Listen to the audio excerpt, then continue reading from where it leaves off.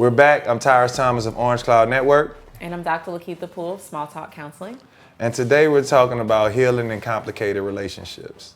So like when I had Ledge, and it's like, that's when I really, like when I'm saying, like thinking of like, I always thought like a black male can I understand, but now it's like, okay, it kind of, like Ledge was a gift and a curse, because now it makes me think more about like what didn't happen or what should have happened. Mm-hmm. I'm more intentional and I try not to let it hinder me, but it's like, okay, now opposed to being upset at how could someone miss this precious time, right? Yeah. Or like my grandpa, how could he be in the house and just be there? Not be there. They was going through their own stuff. Mm-hmm.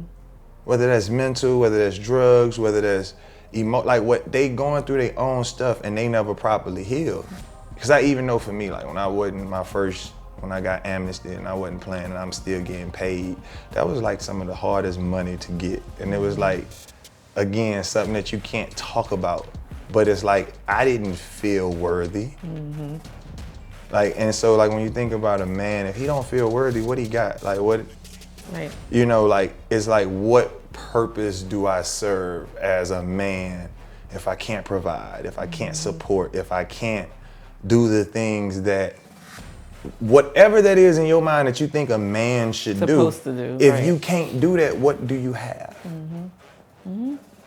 And how do you then still try to figure out to navigate these roles that you've had to take on just because of whatever circumstances, and you don't even feel confident in like your manhood, and not like, again, not the manhood that other people are telling you even it's that just you have yours. to be, but just yours as yourself. And like, I think of, and I don't even know if you'll remember this, but you posted something about you and your dad once.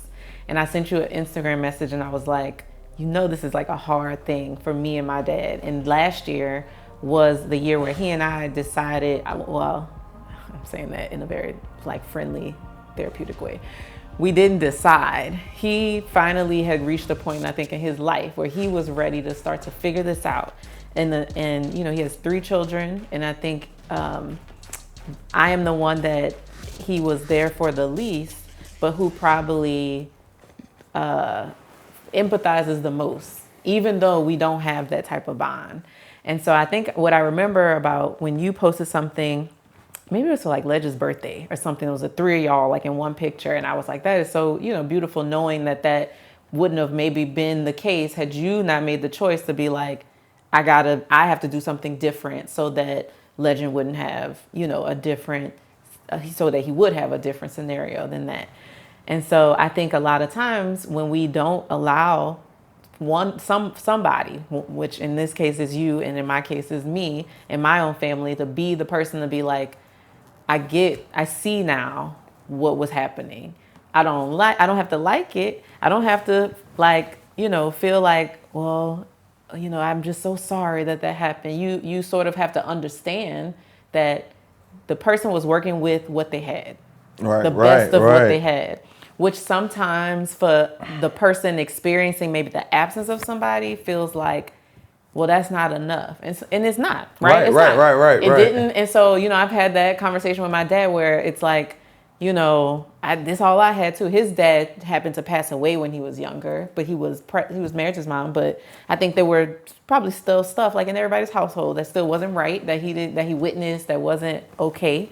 And so then when he's now a dad, he becomes a dad.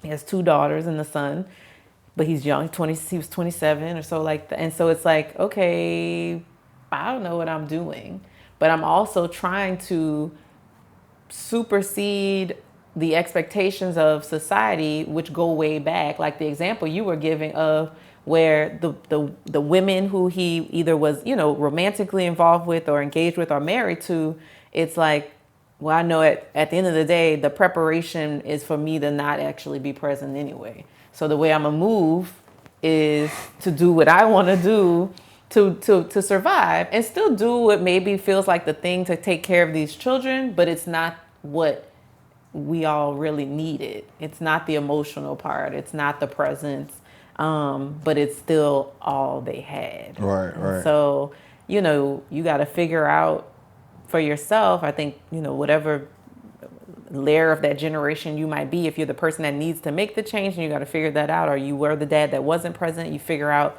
what can you do now, because you can't get that time back, but you can move forward and be more open, more transparent. That's harder for that generation to do.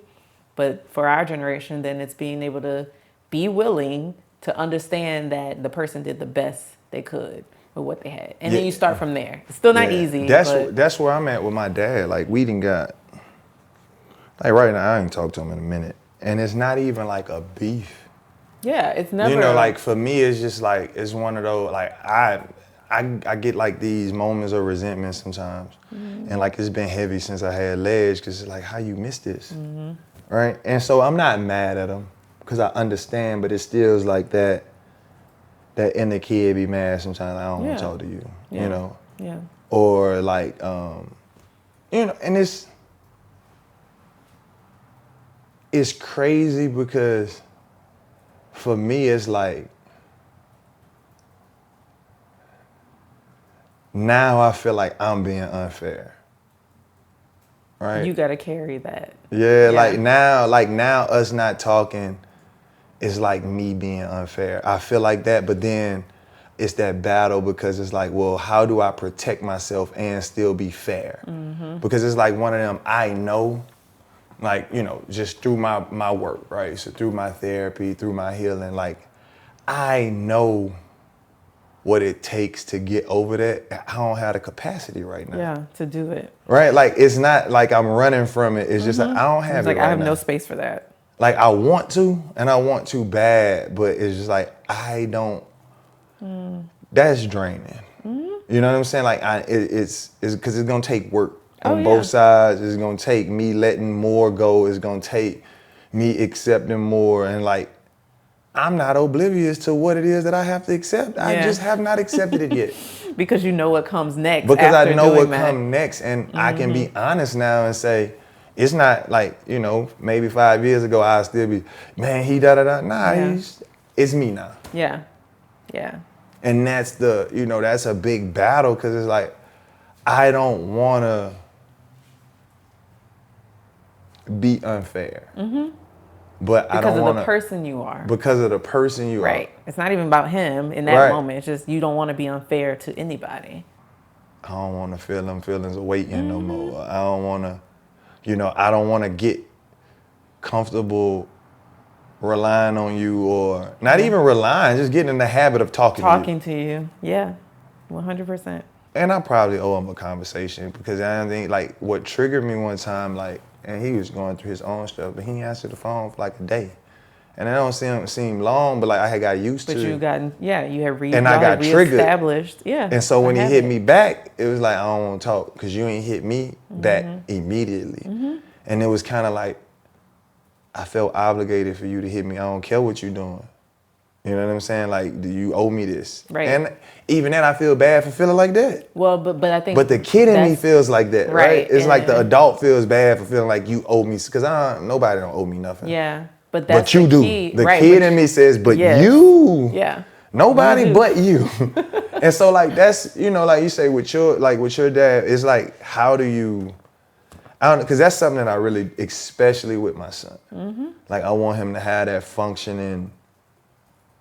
Because even my dad's dad, he stepped in a lot, but it wasn't never that 3-part series that me hanging with my dad. So, like, just having that picture of Ledge and my grandpa and my dad, regardless of the ups and downs of the relationships and the, like, I need that. You know what I'm saying? Like, because even with them, like, they come from a generation where articulation is not a thing. I said what I said, and and I probably don't even mean it.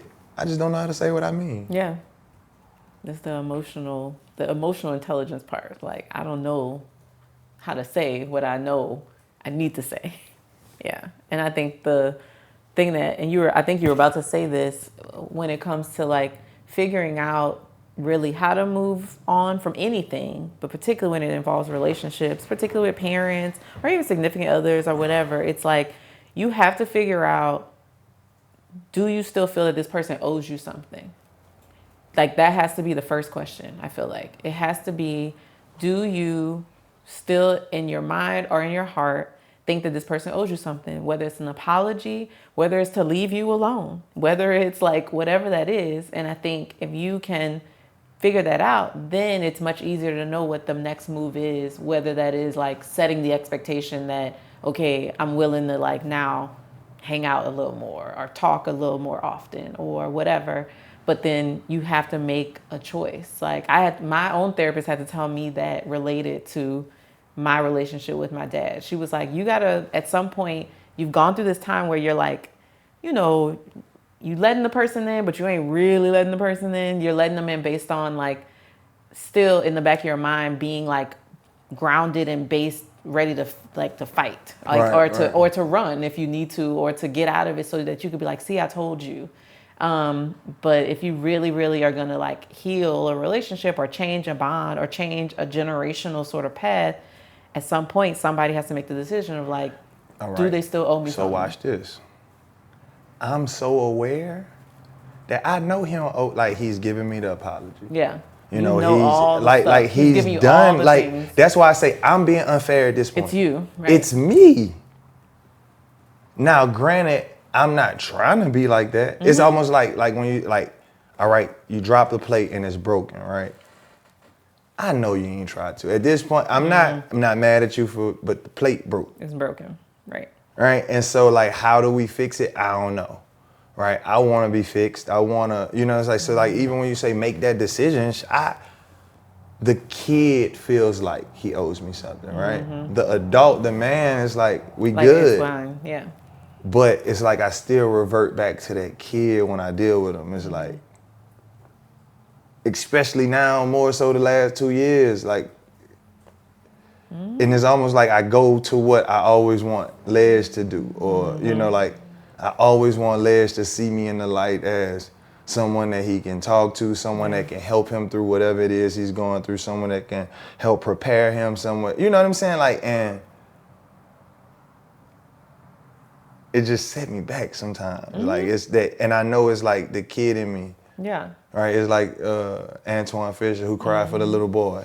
Mm-hmm. Like, literally, like, who cries for the little boy? Like, the man good, but I still got that little boy inside of me that's like, hold up, or not. And even that is a bad feeling when you like, because I can remember being a kid and like, yeah, it's I hate this nigga, but I want him to come so bad, like, just surprise me, like, just pull up. Yeah, prove like, me wrong. Pull up on me. Yeah. Pull up on me. But now it's like, I know you ain't coming, but I just hope something changed today, right? And like, it's this like, could be the day. This is gonna be the day that it changes, and it's not. And it's like, so I still have that, like, that creeps up in me. Yeah. Right. And I don't know if that's always even like, it's creeping up, but in some parts, you know, I think everybody's always looking for this like final destination of healing. And our inner child is, I mean, it's part of us. It got us to the point that we are. So there's this part of everybody that even in, like you said, as adult Tyrus, like, you and him are good. Like, y'all are fine. It's figuring out then, what is it still about? Like, the younger version of you or the kid version of you that still feels disappointment, frustration, whatever, about him not showing up then.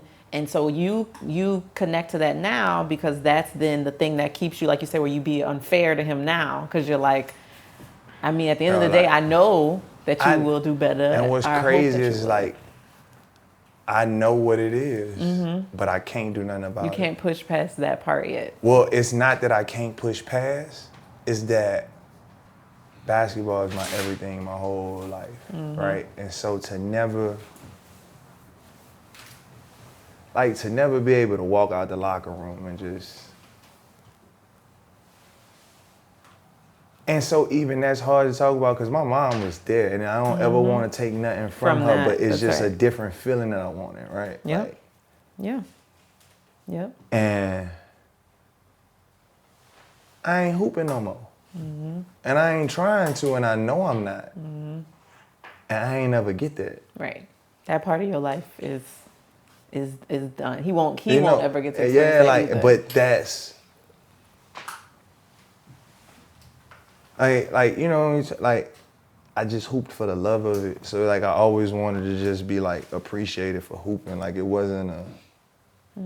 It's just like my grandmother. I used to like to talk to her after games because she's a sports fan. Right? So it's like she appreciates it because she's a sports, like she watches sports. That's what she does. Right? So like it's always good to like, even if it was like my rookie year, it would always be watch your mouth. I read your lips. He ain't got much to, but it's just like, all right, you were paying attention. Right. So if you read my lips, you saw me. That means she saw you. Right? Like, and so it was, even though I don't want you telling me that, it was like a sense of comfort when you say, watch you. So, dang, how you saw me? They ain't even have me mic'd up. How you know I was cussing? Right? Or you need to make them free throws. Like, all right, cool. Like, you know what I'm saying? And even though I don't want you telling me nothing about my game, you see You saw me. So again, I'm so aware that I know. Yeah. And so it's like I'm stuck in a space, all right, once I figured out that's what it is, then it was like, well, shit, you ain't gonna ever get that. Right? Like you'll never get that. And that's the part you And that's the part that fuck with me. Right. Because you're like, there is no going back to that period of your life to have that moment recreated by him. You guys could totally recreate things now, but it's not the same. Yeah, it's like that was a very specific moment in your life just that was significant from high to you. school to college to, and again, I guess it's so hard. It would be easier if I was just mad at him and blamed him. And I think that's why it bothers me so much, because it's like, I don't blame you. Right. You was You in ain't the 80s. in that place no This more. was, Yeah. Right. It was the epic. Something about It was the black daddies I'm an in the 80s. baby, man. Like this wasn't. No, for real. This was a plot. You fell victim black to the dads plot. in the like, 80s. I'm an 80s baby, so it's like it's that. That's right. Even that, like, it's so many people that like we 80s babies. Yeah. It's a whole thing. There was a culture going on at that moment. It's an era of we all suffer from the same situations in some form or fashion, right? So if I'm mad at anybody, I'm mad at Ronald Reagan, right? Like if I'm mad at anybody, right? It was a lot going on. It goes back to that damned if I know. It'll be easier for me if I didn't understand, right? Or if you just could stay mad. Or if I could just stay mad. I ain't mad at him. Like, I ain't mad at you. I want to be loving and, you know what I'm saying? I want that child to heal. Like, I want to, it's like I'm stuck at that 16-year-old kid that just like, man. Waiting, hoping. Yeah, like all this good shit happening. It's like, where you at? Yeah. Like, I need you. Yeah. Even more than that, like, I need you. Yeah. I guess that's where it come like with Ledge. Like, I never want him to have to like rely on somebody else. I don't ever want him to feel like I can't do nothing. Yeah. No matter what it is. You know what I'm saying? No, I don't care what it is. Like, I just don't ever want him to feel like I'm not there. Yeah. Like, or I'm not reachable. Right? Because even growing up, like, I knew like, if something pop off, y'all gonna have to see my daddy. Like, and y'all don't want that. But shit, something gotta pop off. Right. In order for. Right. Yeah. Like, for that to be the thing. Yeah. Like, I remember I was a kid and somebody stole my bike. I don't even know where he was at. And somehow my grandpa, the one I lived with, that was just, you know, again, he couldn't read or write. So his thing was like, yeah. I'm gonna make as much noise as I can, right? And it's like, before you know it, my dad at the house, we walking around the corner, they beating doors down, like, and we found them. And they was like, we finna go to the store. When we come back, bike better be back together. And the bike was together. I got back from the store and I rode my bike back home. Right? Right. And so it's like, so it's like, even that, I know you coming. Yeah. But why I gotta be drastic? For that, right. You know what I'm saying? And I don't ever want my son to feel like that. And I think that's what set me back. And it's like, I know it. And it's like, it's that little boy. Yeah. You know, it's like that little boy needs, like, I healed the man. Right. The man is fine. The little boy is still waiting for something drastic to happen in order for him to still. But as a grown up, that's not gonna happen because you've learned how to take care of yourself. Like, so it's like, how do I stop wanting that shit? Like, how do I stop wanting what I know I can't get? I think it's like you want time to rewind. Time ain't going back. Right. It ain't going back. So like even that when you like make the decision I made, I know. Mm-hmm. So now it's really just me. It's you. You know what I'm saying? Mm-hmm. So it's like you do all this waiting, and now when the time comes, it's like, dang. Yeah. I got stage fright or cold feet. You know, so yeah. I don't know. I think just, like all of those things so when we talk about black people as a whole, but I speak from the man standpoint because I know it's a lot that goes, you know what I'm saying? Like even that, you on drugs. Again, we talking about the 80s. So you're dealing with the drugs, you're dealing with poverty, you're dealing with lack of sustainable jobs. You're dealing with all these issues. Like, what do you do? Mm-hmm. So there's that empathy for that. You know what I'm saying? But it's like the place still broke. Mm-hmm. Yeah, it was an earthquake. Right. But all the China broke. That's still the end result. The end result was still the same. So we still gotta, I don't know. I was trying not to cry. Yeah. But that's a real thing. But, it's because it's just like, I can honestly say like that's the biggest, once I get that, I think like that's just the biggest thing for me. Mm-hmm. Like still that I deal with, that's like my biggest hurdle still is because that little boy wants that. And even that man wants that, but it's like that little boy power is so strong right now that. Because the little boy didn't get the chance to have that moment of confrontation and truth and whatever, like you as an adult had with your dad to tell him, this is what it is, this is what it was, this is whatever, the little boy just has to sit and wait like he was doing when he got disappointed. And so at some point there has to be, like you said, a moment where that little boy gets his turn. Right. Whatever that looks like. But so when you say whatever that looks like, I know you ain't got the answer, but what? Like, what does that look like? That's what shit. I mean, I think part of it is, I'm gonna say damned if I know, but it is. It's just like one of them, like, because when you realistically, like, even like when you say like, what does that look like? Yeah, I in my professional and personal opinion, because we joked about it, like something was going on with like black daddies in the 80s, right? Like we all do have these stories. Even people who came from like solid 2-parent households, there was things going on during that era. And I think all of us, the younger versions of us, are stuck with whatever the images were that we had to deal with then.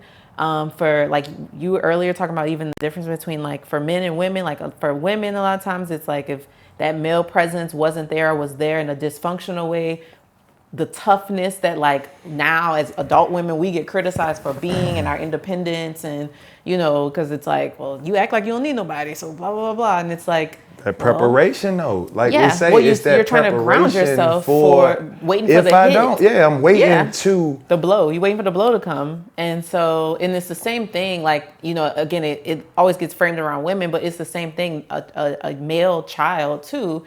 It's just waiting for, like you said, in your case, it had to be that like calamity happened. Somebody had to steal your bike or something had to go down. You gotta get in a fight. You gotta lose a fight. Mm-hmm. Somebody gotta steal your bike. It gotta be like to show you I am.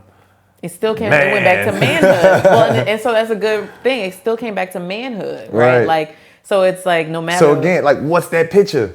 But so that like the image has to be recreated. Like it has to be recreated. So is that a constant recreation? I think so. I think constantly, because now you are the person that you still are and that you became even without having him in the way that would have been nice. You still are a person, you living your life. You sitting here living, breathing right now and have ideas and concepts and values and morals and character that was shaped both by his absence, but also maybe even now his presence or like your mom's presence. made that in combination with his absence. And so that still created you. So then at some point, it has to be this like thought about a constant flow or evolution of the adult you who's still trying to kind of like pull child you along to be like, it's gonna be okay, or it's safe here. And that comes from, I think, the parts like you said where it gets, it's just like you having to be the person to pick up that phone and make the call. I had to learn, like this last year, I had to learn that. I gotta pick up the phone. I don't like that. I don't like being told what to do in general as a person. Like, that's just who I am. At all. But I think in knowing that relationship, the same thing, like baby LP had to figure out like, what does that mean to accept that part of my life that he missed there is no recreating that. There is no creating the high school graduations, the doctoral graduation. I mean, that was 6 years ago. So it's being able to sort of think about what does that look like for me to not then continue to hold something against a person because now I am responsible for what I know. And what I know is that he didn't have all the tools. So that's where it falls on me. Even though, again, it don't make it right. It don't fix what happened. It doesn't even fix fully how you might feel. But I'm responsible for what I know now. And what I know is he didn't know. Right. Or what I know now that we talk more is that he had life experiences that were traumatic. Right. And same. The only reason I know though is because I was willing just a little bit to crack the door to pick up the phone that one time. So I think you can't think of it as like, well, what's the long-term plan to like bring that childhood version of you to catch them up? I think it's like a daily thing. Like you are constantly trying to make sure that happens. And you're doing that by opening that door to him when you're able to, because you also don't want to force it, because that's the last thing you need to. But you're also doing it because you're so much more consciously aware of it that you're doing that in Legend's life. Right. And so that's healing you too, even without the engagement with him. But that's the part we don't like. It's a long time, or it might take forever. And generationally, we don't like to wait. That's why we like microwaves. That's why we like, the convenience of everything. That's why we quit jobs. Like, it's like all those things. We don't like, we know what we're capable of. We have that level of awareness, and so we want to go after it. And I think in this instance, thinking about it in those terms, you just gotta figure out where to start. So, where do you think you want to start? Damned if I know.